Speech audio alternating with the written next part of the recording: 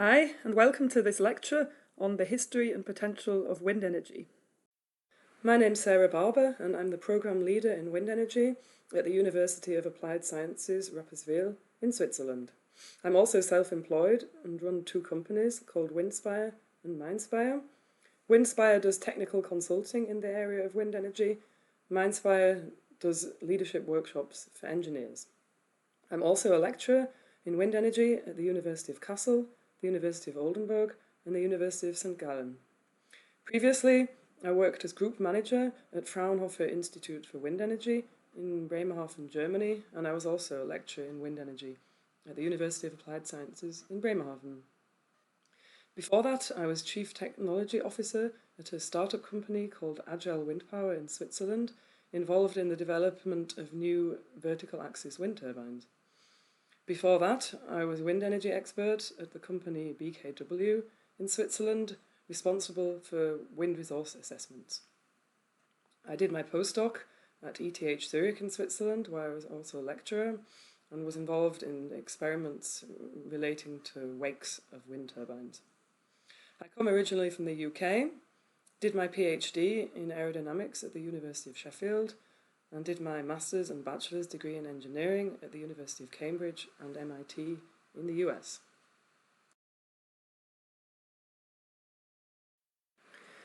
Before we get started with this lecture, I'd like to tell you two reasons why we need wind energy.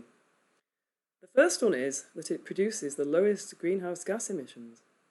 This graphic from the American Nuclear Association shows greenhouse gas emissions on the y-axis for different electricity producing sources on the x-axis. You can see highlighted in red that wind energy has the lowest production of greenhouse gas emissions. The second reason why we need wind energy is because it's cheap.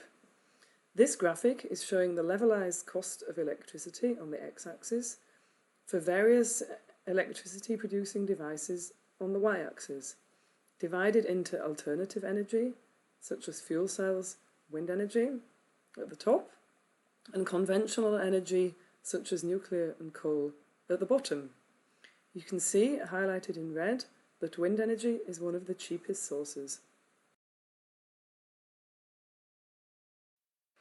So, let's get started with the lecture today. Part 1 is about the history of wind energy. Part 2 is about the basics of wind energy. And Part 3 is about the main challenges and some solutions to these challenges. Let's get started with the first part of this lecture, the history of wind energy.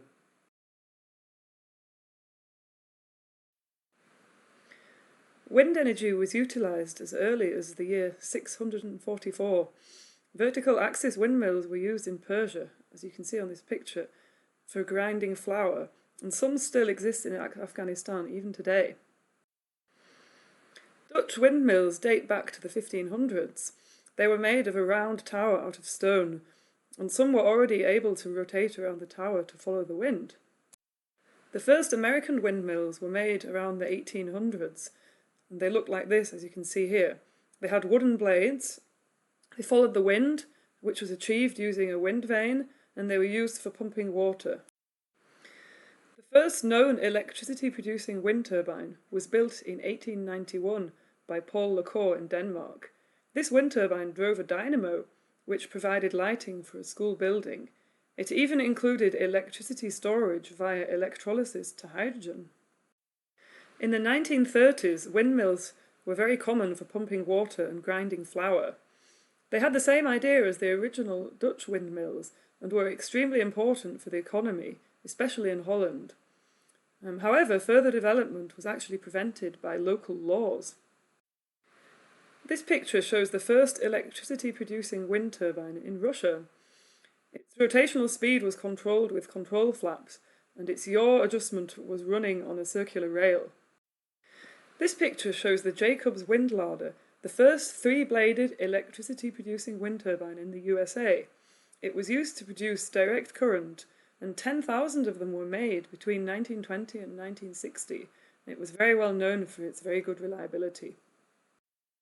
In 1942, the first three-bladed electricity-producing wind turbine was built in Europe, called the Smith Aeromotor.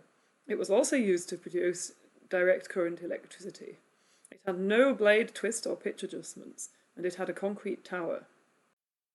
Following the war in 1957, the Danish Gedser wind turbine was built, which only ran for 2 years. The measurements and the findings, however, were extremely important for further developments in Denmark. As early as 1958, the first composite blades were built on the Hutter W34 wind turbine in Germany. On this wind turbine, glass fibre composite blades were connected to a teetering hub, allowing compensation for asymmetrical aerodynamic forces. Previously, this had been done using individual blade damping, which wasn't as efficient. This wind turbine had a light construction and low power for lower wind sites. Starting in 1975, a series of research wind turbines were built in the USA, called Mod 0 to Mod 5. These involved trial and error of many different concepts, including a rudder control and a hydrostatic power conversion. Also in 1975, a research turbine was built in Denmark, called the Tvind wind turbine. This was very important for research and development of the Danish wind turbine. In the 1980s, many wind turbines were built in the USA, especially in California, as you can see on these pictures.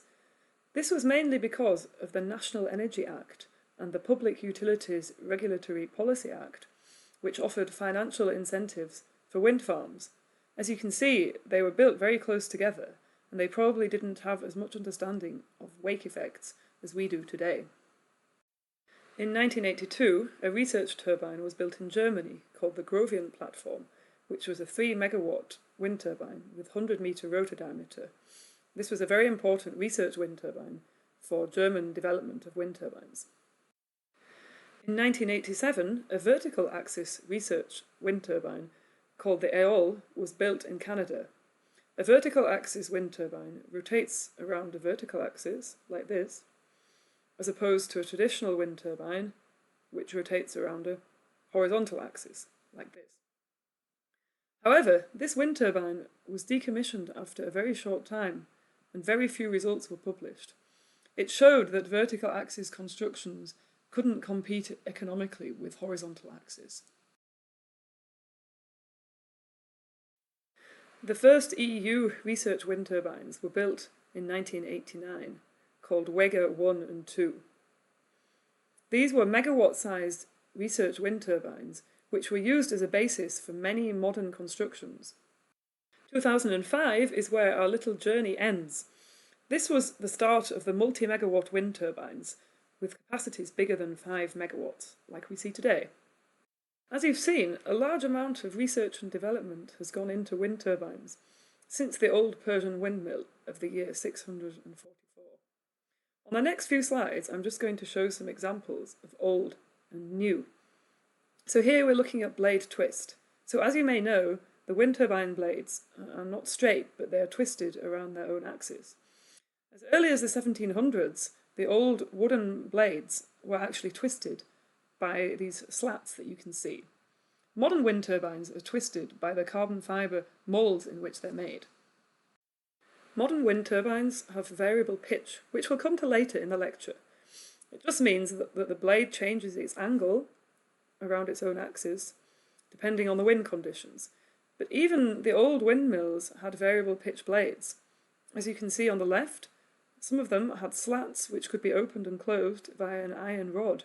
Some of these were even self-regulating. Today the mechanism is done with a electrical motor and a bearing, as you can see here on the right. And finally, let's look at the yaw adjustment mechanism. As we'll talk about later in the lecture, wind turbines rotate around their tower in order to be lined up with the wind direction. Even the old windmills used a side windmill for yaw adjustment, as you can see here on the left. The new windmills use an electrical motor and bearing, similar to the pitch, as we looked at on the previous slide. I would like to finish this part of the lecture by showing you two graphics of the growth of wind turbines over time. This first graphic shows land-based or onshore wind turbines. You can see that in the 1980s, wind turbines had a rotor diameter of about 17 metres. This grew rapidly up until 2015, where the rotor diameter was far more than 100 metres, and the installed capacity was 2 megawatts. What's really interesting about this graphic, which was made in 2015, is that they then thought that by the 2030s, wind turbines would reach a capacity of more than 3 megawatts and a rotor diameter of 135 metres. This has far been surpassed already in 2019, as we'll see later. This second graphic shows the growth with time of offshore wind turbines. As you can see, the first offshore wind turbines were built around the year 2000 with a capacity of 1.6 megawatt. They grew rapidly above the Statue of Liberty. And what's interesting, as for the previous graphic, this is a prediction from 2015, then they predicted that wind turbines would reach 11 megawatts by 2030. And this has in fact already been reached. With that, I'd like to wrap up this part of the lecture, the history of wind energy. So, we have seen that the first vertical axis windmills were built in Persia around the year 644. We saw that Dutch windmills were a vital part of the history of wind energy. The first electricity-producing wind turbine was built in 1891. Serious research on electricity-producing wind turbines started in the 1970s with the USA, shortly followed by Germany and Denmark. We saw that the optimal theoretical blade twist was calculated as early as the 1700s, and we also saw that wind turbines have grown exponentially since the early 2000s. In part 2 of this lecture, I'm going to talk about the basics of wind energy. So this will be divided into the following parts. First of all, facts and figures, then how wind turbines work, then a little bit about state-of-the-art technology, and then we'll look at getting from wind turbines to wind energy projects. The wind energy market is growing rapidly, especially in China. The left-hand graphic shows the global cumulative installed wind capacity from 2001 until 2017. You can see the rapid increase easily. The right-hand graphic shows, for various countries, the total installed capacity in December 2017. And you can see that China is leading the way, followed by the USA, followed by Germany.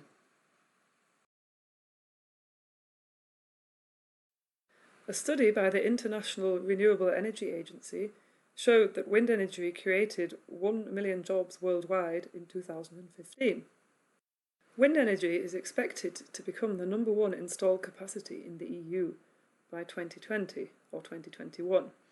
This graphic from Wind Europe shows the cumulative capacity of different energy sources in gigawatts from 2008 to 2018.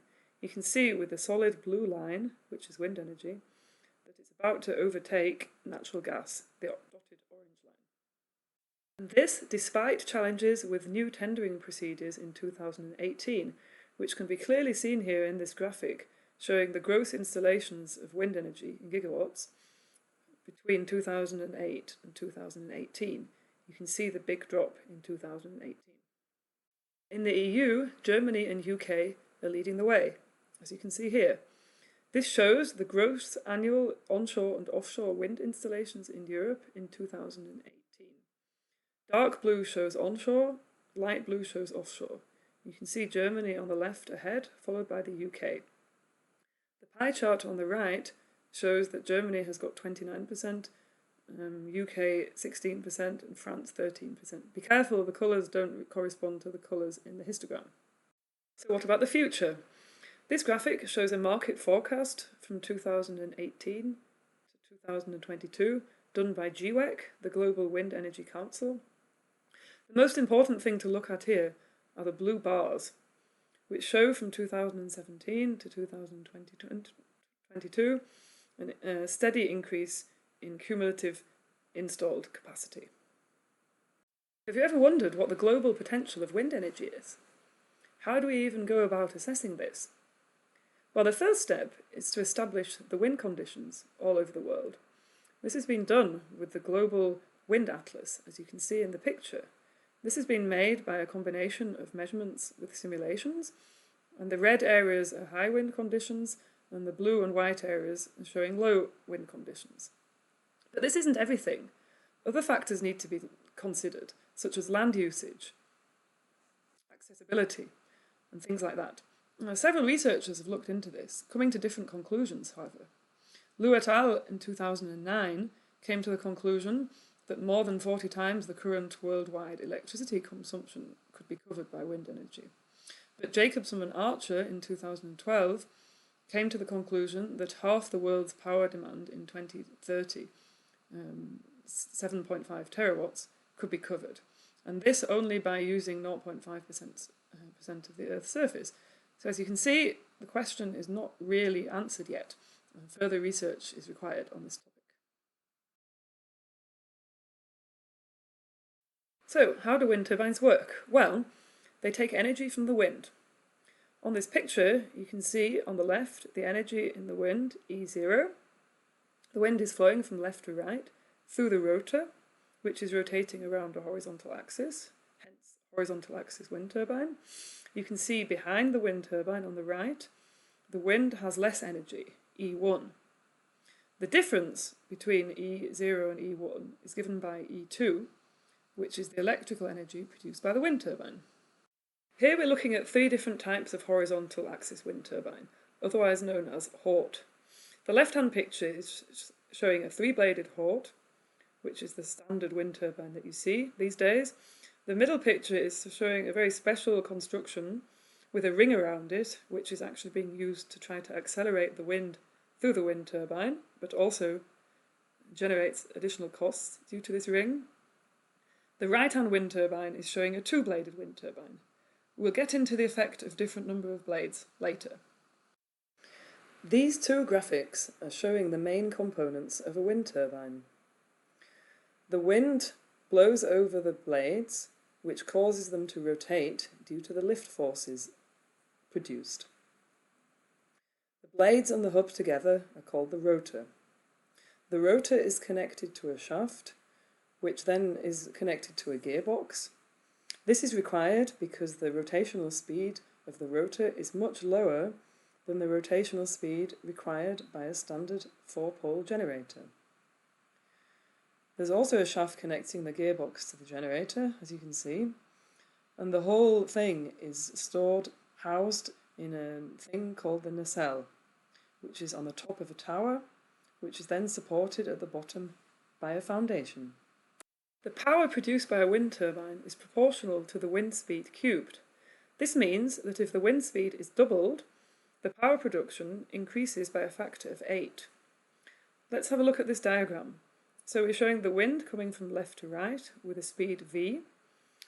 Its power is half rho v cubed a, where rho is the density of the wind, of the air, v is the wind speed, and a is the rotor area. If you have a larger area, you have more power. But the power of the wind turbine is equal to the power in the wind multiplied by Cp, the power coefficient, which is a measure of the efficiency of the wind turbine. If the value was 1, it would mean we would be taking all of the power out of the wind. If the value was 0, it would mean we'd be taking none of the power out of the wind. In reality, it's somewhere between the two. The theoretical maximum value of the power coefficient is 0.6, which means that we can never take more than 60% of the power in the wind for the wind turbine. Here we're showing this increase in power with the wind speed cubed. The red curve is the power in the wind, half rho v cubed a, and you can see it's increasing very quickly. As I said in the last slide, doubling the wind speed causes the power to increase by a factor of 8. The green line is then showing the power of the wind turbine, which is the power in the wind multiplied by the power coefficient, which is less than 1. And this is why the green line is lower than the red line. Also important to understand that the wind speed increases with height. This is due to the atmospheric boundary layer. This graphic is showing the height on the y-axis, the height above the ground, and the wind speed on the x-axis, compared to the wind turbine. So you can see the higher the wind turbine is, the higher the wind speed, which means the higher the power that we can take out of the wind. It's also important to know that wind speed is not constant over time, which is shown in these four graphics here. Starting at the top left, we're looking at wind speed varying up and down with time. The purple line shows the average. The top right shows the frequency distribution of the wind speed. So this shows for each wind speed how often or how likely it is to occur. This can be approximated by a Weibull distribution, which is similar to a normal distribution, which we all know from things like weight and height of a population. At the bottom, we see on the left the vertical wind profile. As we saw on the previous slide, the wind speed increases with height above the ground. This can be approximated by a log law or by an exponential law, as shown here. The final picture on the bottom right is showing the turbulence intensity. This is given by the standard deviation of the wind speed divided by its average, and is distributed as shown here. As I'm sure you can imagine, this wind and this rotation of the blades causes forces to act on the wind turbines. The main forces are shown here. So on the top left we see gravity and inertia. The first one are the centrifugal forces caused by the rotation. Then we have the weight of the blades, and we also have gyroscopic and Coriolis forces. On the top right, we see that we also have forces caused by the aerodynamics. So we have the forces caused by the average wind speed, and we have the forces caused by the height profile. These exert extra forces because, as you can see, the top blade is experiencing a different wind speed to the bottom blade. This is therefore varying along a rotation. The bottom left is showing motors. So as we talked about, the blades are pitching around their own axes. This is done with a motor which also exerts a force on the blades. On the bottom right, we see other forces. So these can include, for example, wake effects. So that's the effect of neighbouring wind turbines on each other. The turbulent flow behind the wind turbine is causing increased forces on the wind turbine sitting in the wake, and also from things such as icing. So ice formation on the blades can change the forces acting on them. So now we've had a look at the basics of wind turbines. I'm going to go into a little bit more detail of different concepts. So first we'll look at the influence of the number of blades.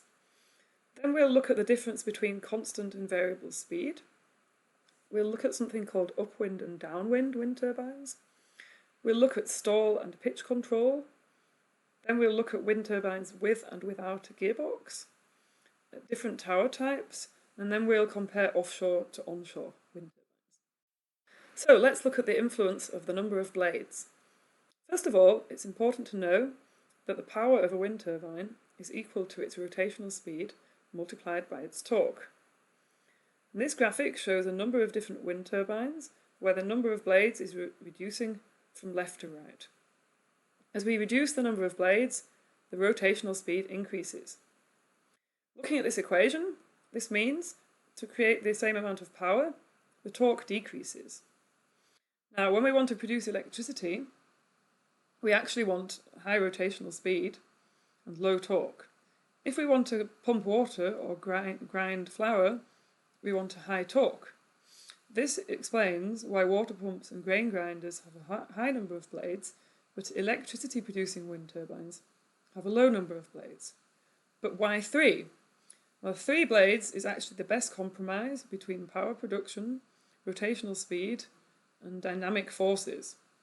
So 3-bladed rotors are symmetrical about every point, which means the dynamic forces are much reduced compared to 2-bladed or 1-bladed wind turbines. And 1- and 2-bladed wind turbines also rotate very quickly, and the noise production is very high. So 3-bladed wind turbines are the best compromise between power production, and noise production, and dynamic forces. So let's look at the difference between constant and variable rotational speed wind turbines. All modern wind turbines have variable speed, and we'll see why here. So one more definition. The tip speed ratio of a wind turbine, lambda, is given by the blade tip speed, Vr, divided by the wind speed, V0.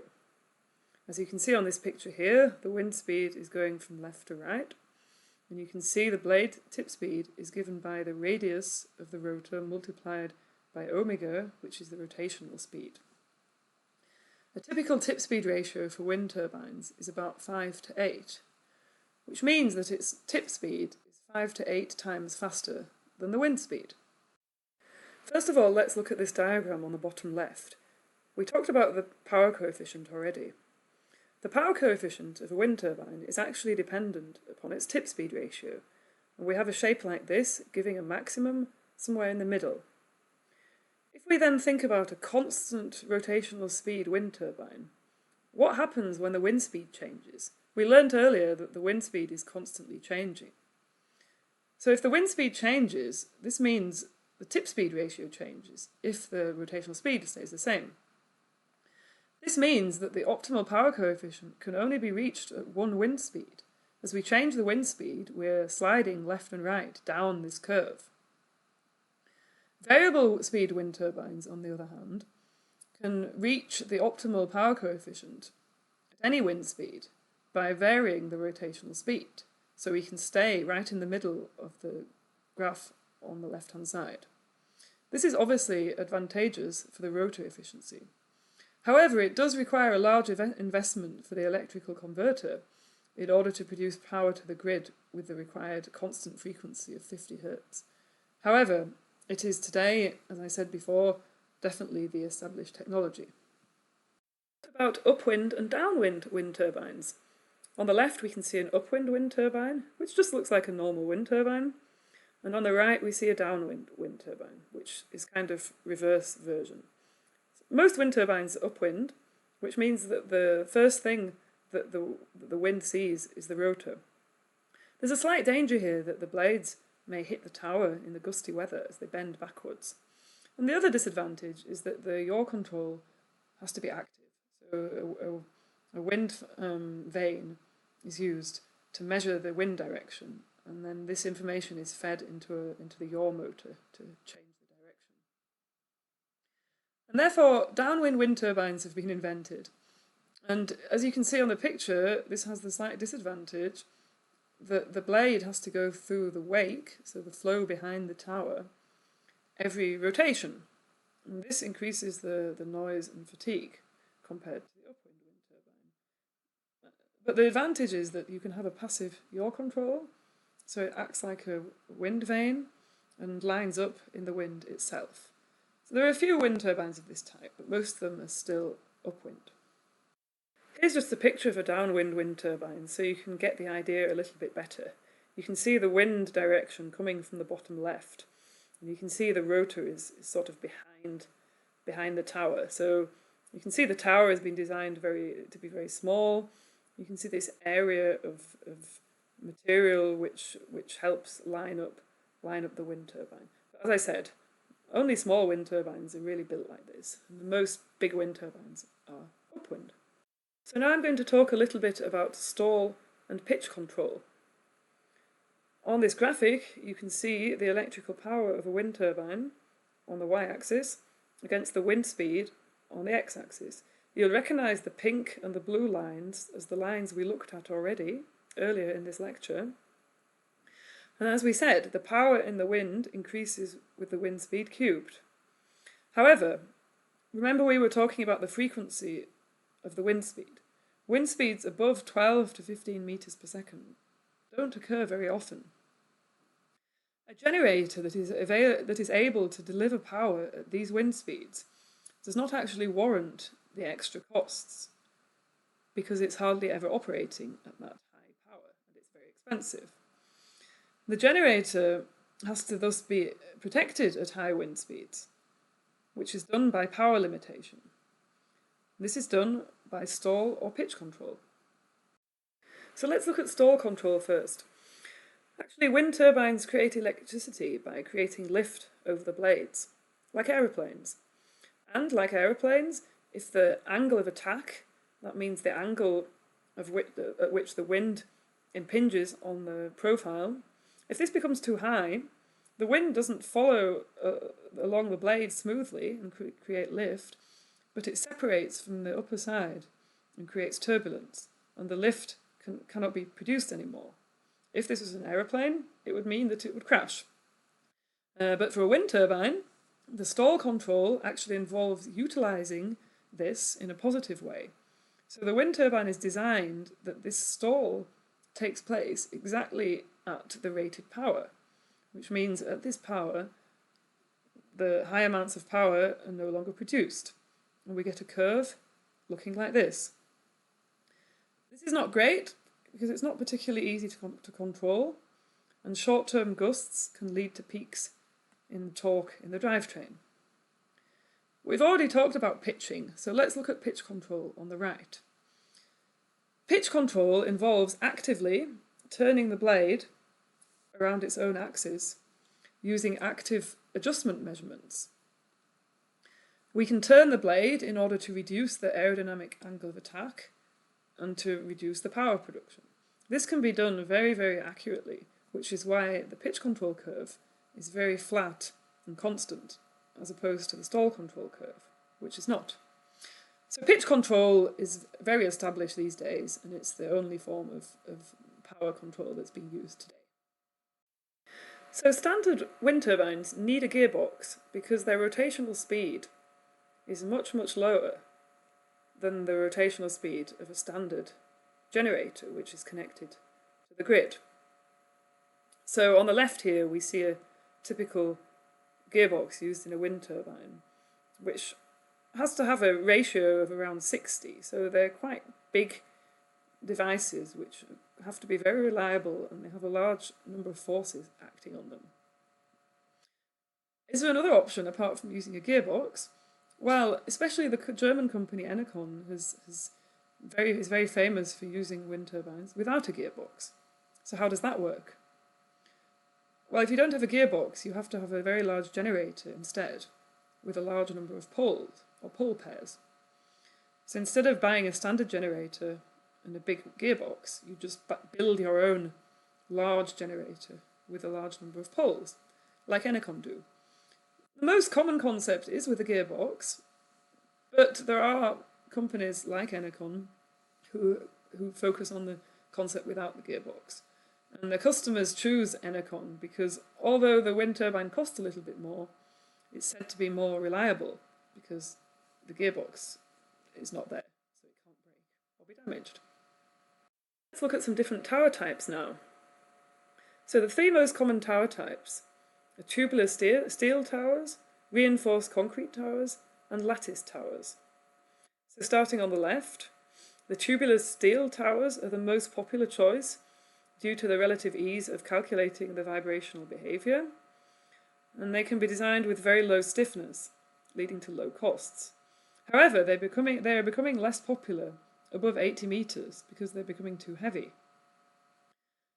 Let's look at reinforced concrete towers. So they were used originally in the 1930s in Denmark. They're not as popular as tubular steel towers, but they're actually becoming more popular again for tower heights above 80 metres due to their ease of transport. What about lattice towers? Maybe you think they look ugly.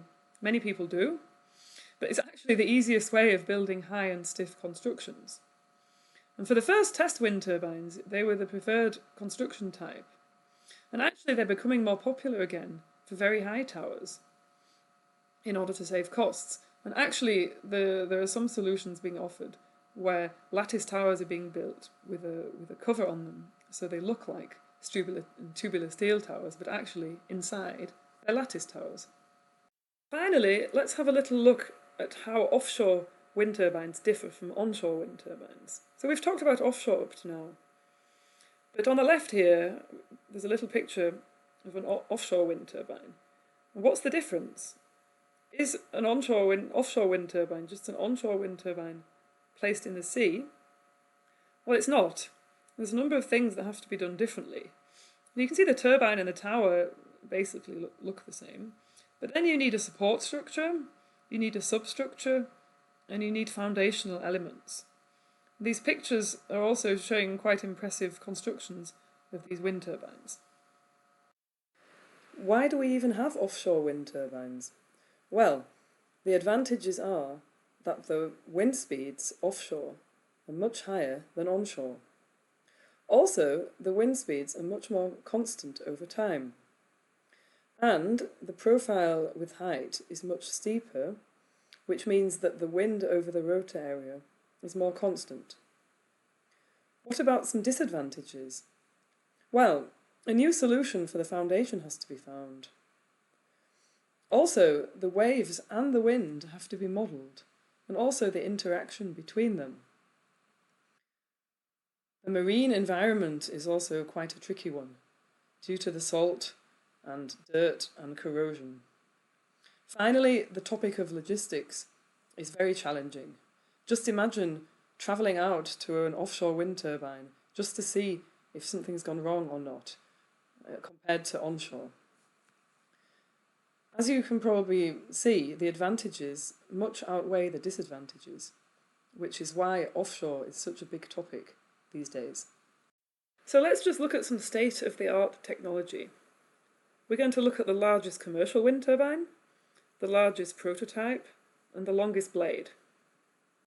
So the MHI Vestas 10 megawatt V164 wind turbine is the world's first commercial double-digit offshore wind turbine.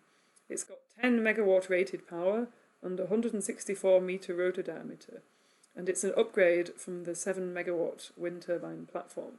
Pretty impressive, don't you think? And the largest prototype wind turbine is going to be the GE Haliade X 12 megawatt wind turbine, which has a rotor diameter of 220 metres. And you can see here the comparison with the Eiffel Tower and the Chrysler Building. Pretty impressive as well. So let's look at the world's biggest blade, the LM 88.4P blade. This is 88.4 metres long. Just imagine, the size of a football pitch is about 100 metres long. Just look at these pictures and how the blade gets transported around the corner. I think it's obvious to see that blade dimensions are reaching their limits, and new technologies are being developed today, including splitting the blades up in order to transport them better.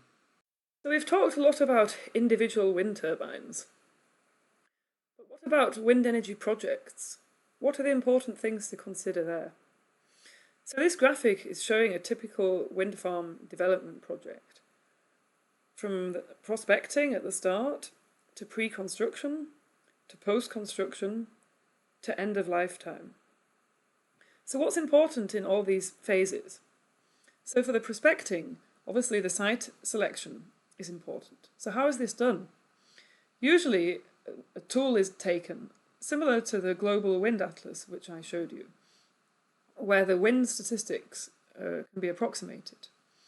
And several wind turbine power curves are then taken for potential wind turbine designs that could be taken. And then the energy production is calculated. And then also the economic factors, such as the rate of return. And then once a site has been found, the pre-construction phase starts, where the developer really gets in touch with the wind turbine manufacturers and has a very detailed study, does a wind resource assessment, does an environmental assessment, and really calculates what are the best position for my wind turbines, how much energy are they going to produce, what are the other technical aspects we have to look at. How is the energy going to develop over the next 20 years due to different climate factors. And then the wind farm is built, and post-construction involves operating the wind farm. And so it's very important for a company to operate the wind farm every day so that it operates optimally, that this can be maintenance, repairs, but also changing some settings on the controller in order to increase the energy production. And what about at the end of lifetime? So we're talking about 20 to 30 years. Lots of wind turbines are coming towards their end of lifetime now, slowly, and so this is also a big topic of interest in the community. Whether repowering should be done, which means using the same site and putting bigger wind turbines on there. A lifetime extension, if you can show that the loads acting on the wind turbines are lower than the ones you expected 20 years ago, you can extend the lifetime. And what about recycling? Recycling is also a big issue. So how can we usefully use the components of the wind turbine? Again, so we just talked a little bit about wind energy project development. But what about the wind turbines themselves? How are new models developed?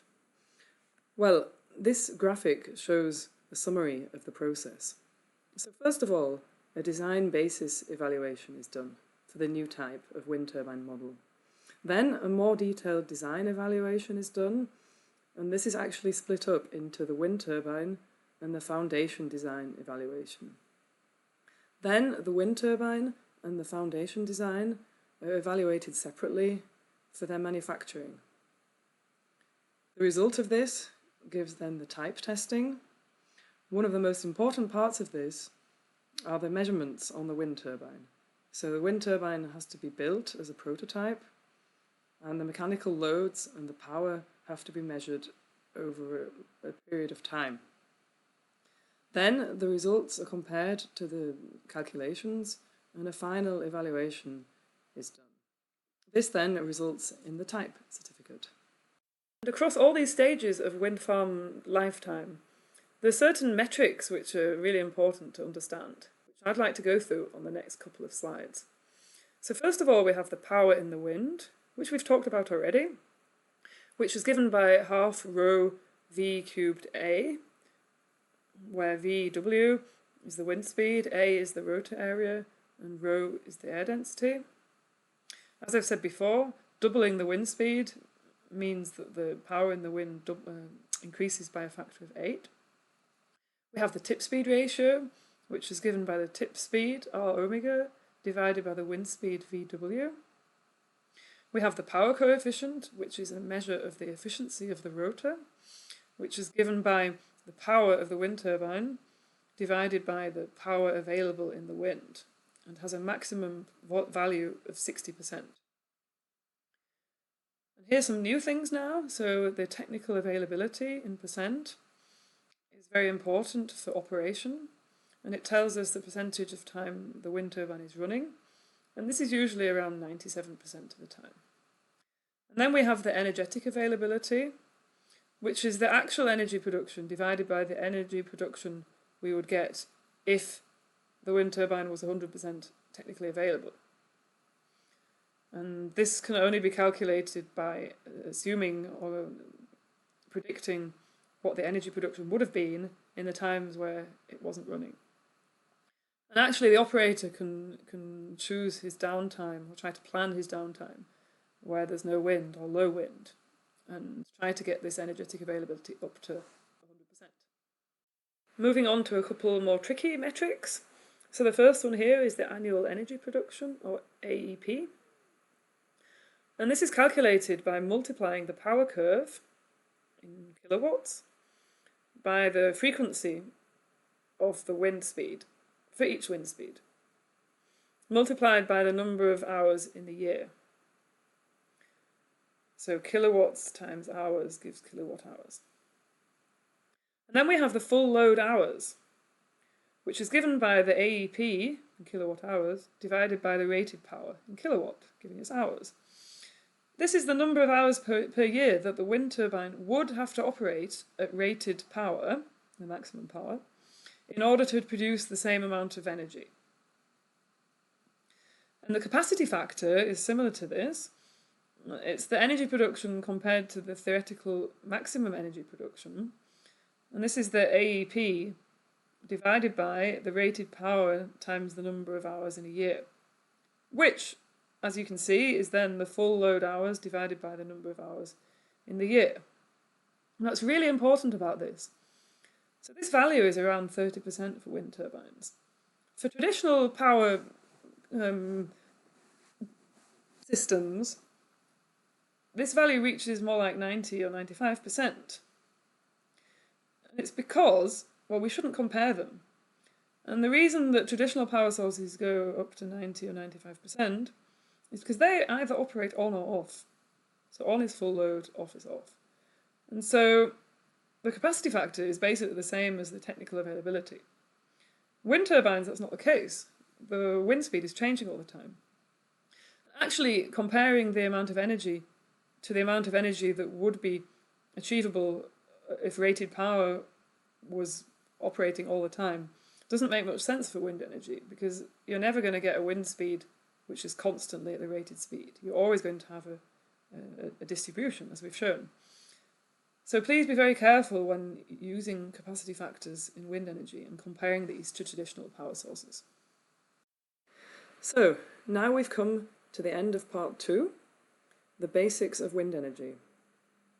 To summarise, we learnt that wind energy is expected to become the #1 installed capacity in the EU by 2020 or 2021.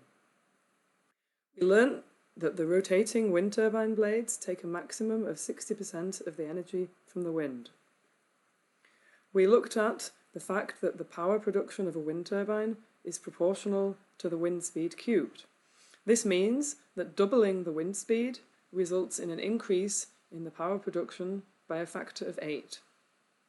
We saw that the wind speed increases with height due to the atmospheric boundary layer, so building wind turbines high up is advantageous. We also learned that the wind speed is not constant over time, over various different length scales. We also saw that most modern wind turbines have a horizontal axis, 3 blades, a variable speed generator, an upwind rotor, stall power control, a gearbox, and a steel tubular tower. We also saw that offshore wind turbines have the advantage of much higher wind speeds, more constant wind speeds over time, and a steeper wind profile with height. So now we've reached part 3, challenges and solutions. So this is split up into 2 parts. First of all, I'll talk about the challenges, and then I'll talk about some solutions. Here I've listed some of the main challenges today. It's obviously not all of them, but it's 5 that I've chosen to talk about in this lecture. The first one is operating costs, especially offshore. The second one is the physical wind turbine size limit. The third one is grid overload and stability. The fourth one is NIMBY, not in my backyard. And finally, recycling. In the next few slides, I'm going to look at these 5 challenges in more detail. So the first challenge is that operating costs need to be further reduced, especially offshore. You can see that on this graphic here, which is showing the levelized cost of electricity over time for onshore in green and offshore in blue. The second challenge is the physical wind turbine size limit.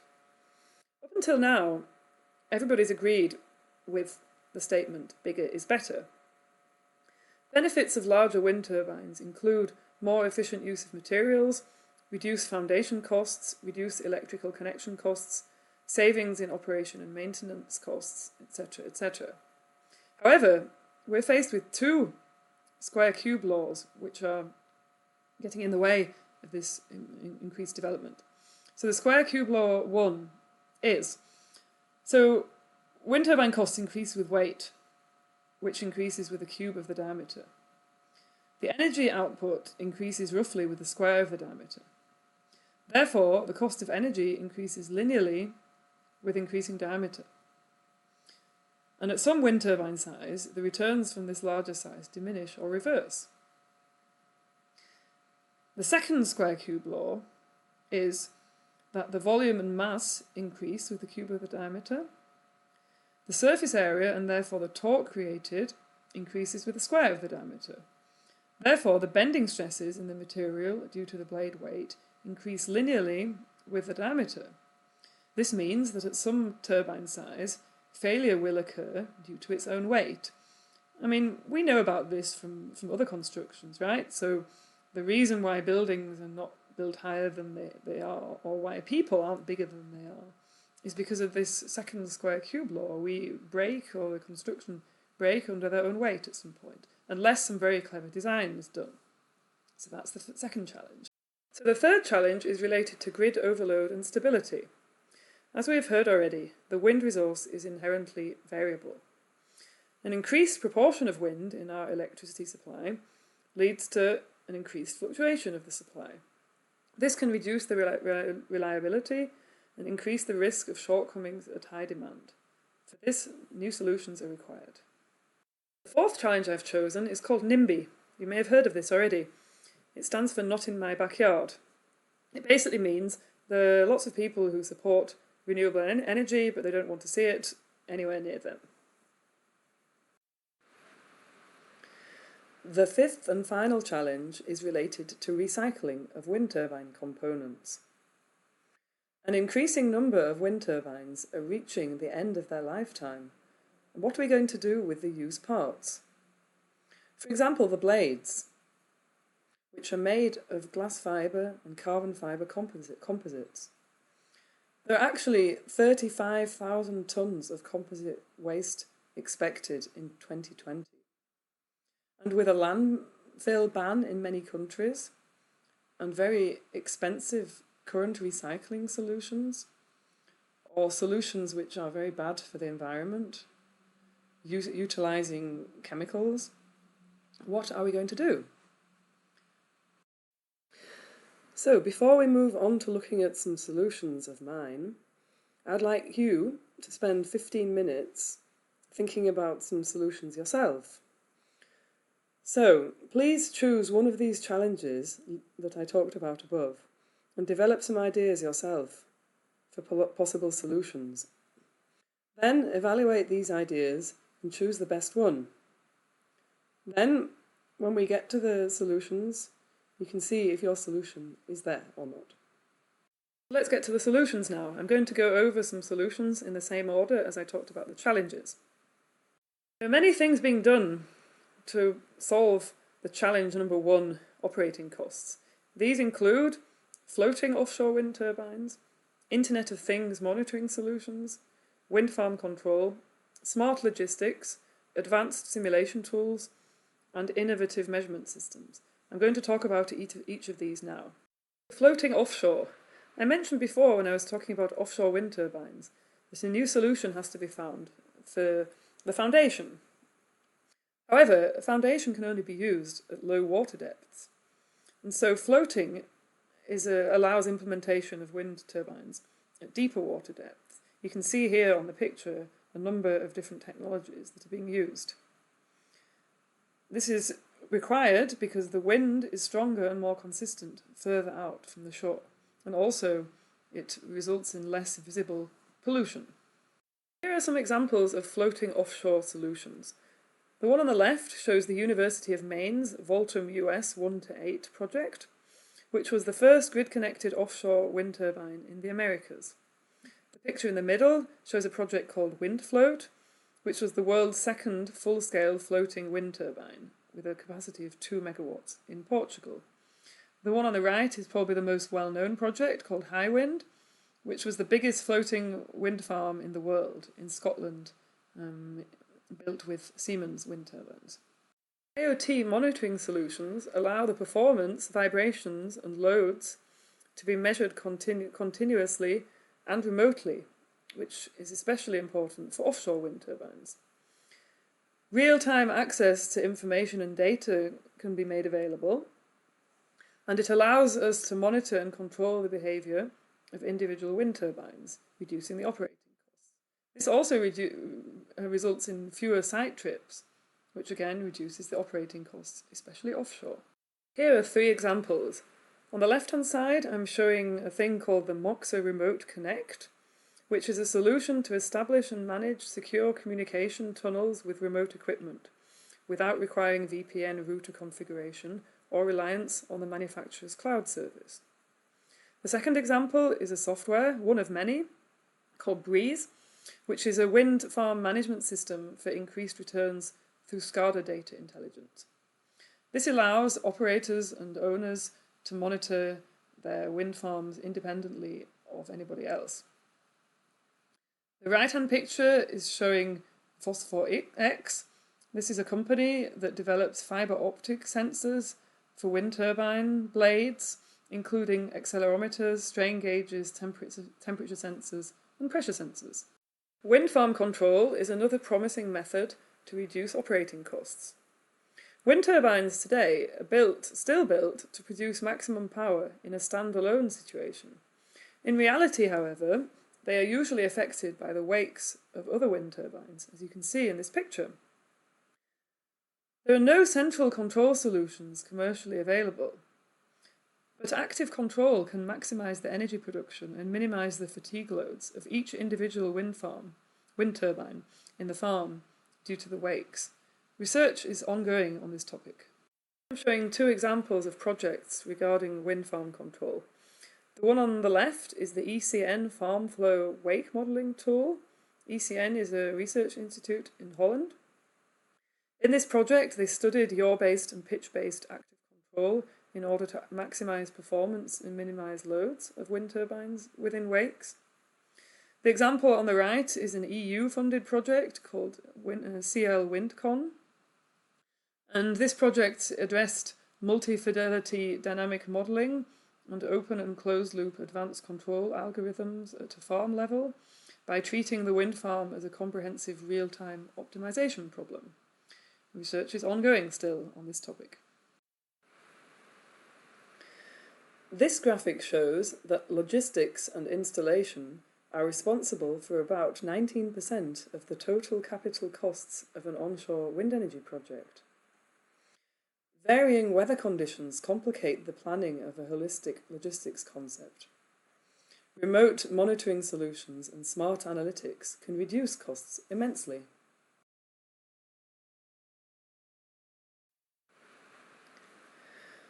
Two examples of smart logistics projects are shown here. On the left, we have the Offshore Logistics Diagnostics Tool, designed by the Institute of Shipping Economics and Logistics in Germany. This tool considers factors such as disturbances, including equipment failure, lack of permits and delayed transport, weather conditions such as wind speed, wave height and currents, learning processes, as well as resources, including means of transport, cranes, personnel and equipment.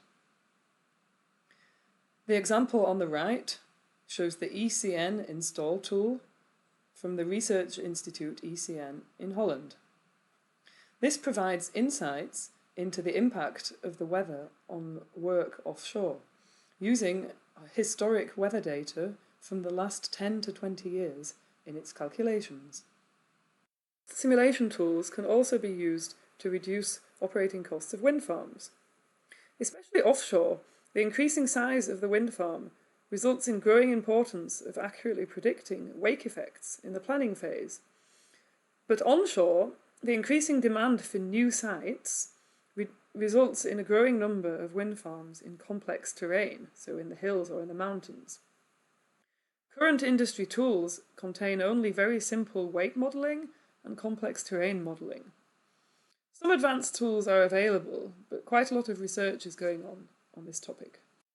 An example of an advanced simulation tool that is commercially available is given on the left, WindSim. This is a computational fluid dynamics tool for projects in complex terrain.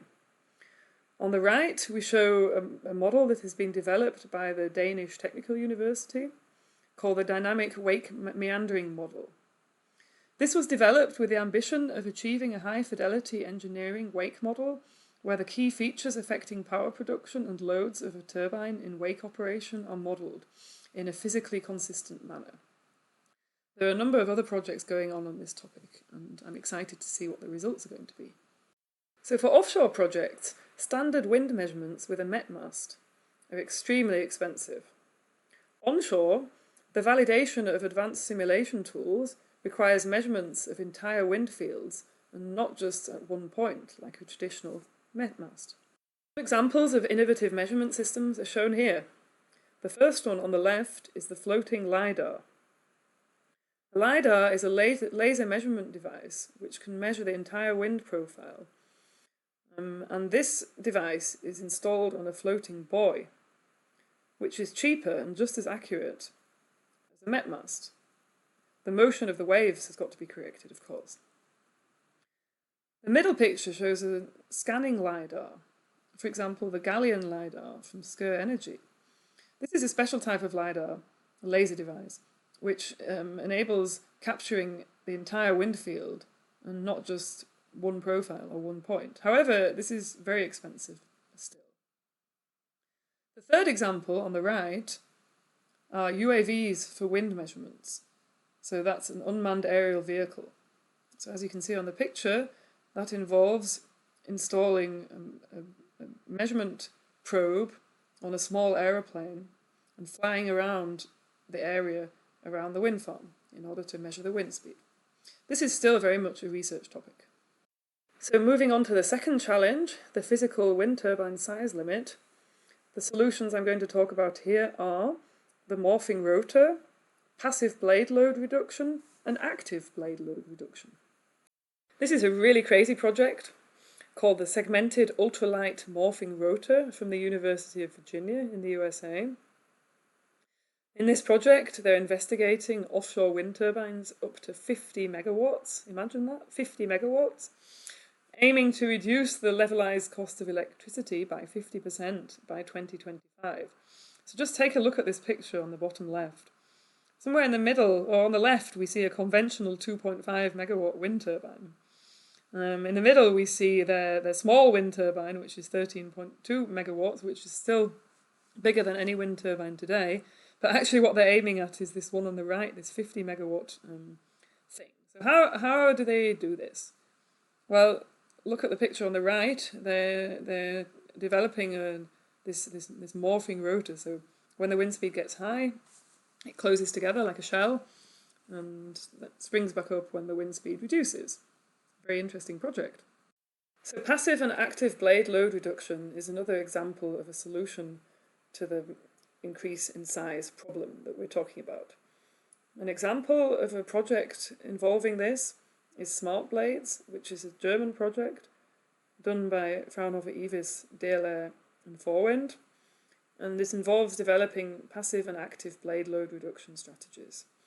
So the passive strategy is a bent twist coupled blade, which is actually bent and twisted, and when the wind speed gets higher, it bends back and reduces the loads on the blades passively. Also in this project, various active solutions such as flaps and adaptive slats were looked at. Here you can see an example of an active trailing edge on the left and an active leading edge on the right. Moving on to challenge number 3, grid overload and stability. The solutions we're going to look at are large-scale hybrid solutions, smart grids, and energy storage. Large-scale hybrid solutions involve a combination of solar and wind energy as well as storage. They can be independent island solutions or grid-connected solutions. They can reduce costs by shared grid connection and infrastructure. They provide renewable energy and ensure secure supply of energy to remote regions such as islands, and they can benefit from the complementary wind and solar resource. Usually there's more wind at night and in winter, and more sun during the day and in summer. Some examples of large-scale hybrid solutions are shown here. The first one on the left is called the Hero Future Energies PV Wind Hybrid Project in India from 2018. This was the first PV wind hybrid project in India and consists of 50 megawatts of wind energy and 28.8 megawatts of solar PV, which are not coupled with each other, but costs are reduced through shared grid connection and infrastructure. The second example is called the PV Wind Hybrid Demonstration Project, and this is from Vestas and EDPR in Spain, also from 2018. This consists of one V112 3 megawatt wind turbine and one 372 kilowatt PV system. The power is fed directly into a modified power electronics of the wind turbine in order to save costs. The third example is the first PV wind hybrid project in Australia, which was built in 2016. This consists of one 10 megawatt PV system and a 165.5 megawatt wind farm standing next to each other. The costs are reduced through shared grid connection and infrastructure.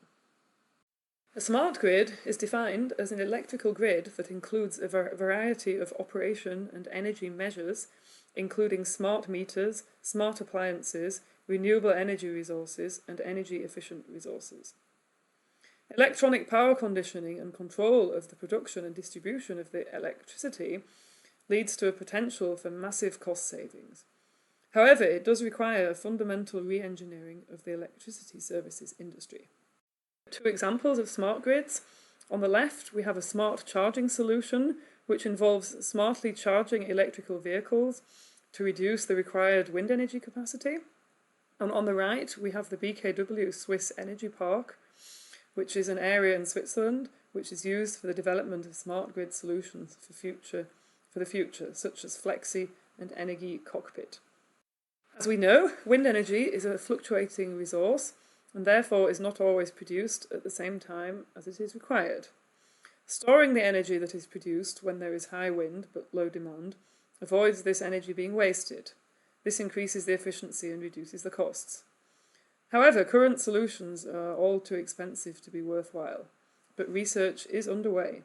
One cool example of this is a project called Stored Energy in the Sea from Fraunhofer IIS in Germany. This involves the test and development of a new pump storage concept for large-scale storage in the sea for offshore wind farms, and they've currently built a prototype in Lake Constance.